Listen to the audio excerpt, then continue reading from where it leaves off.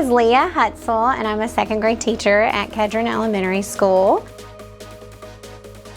And the grant money that we were provided went to a chicken life cycle unit.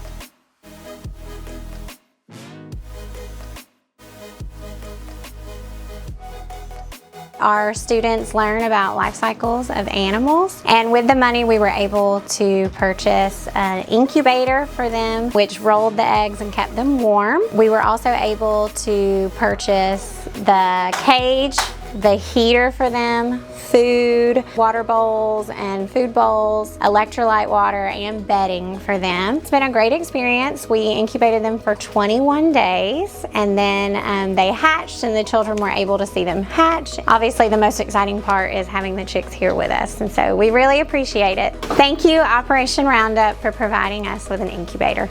Operation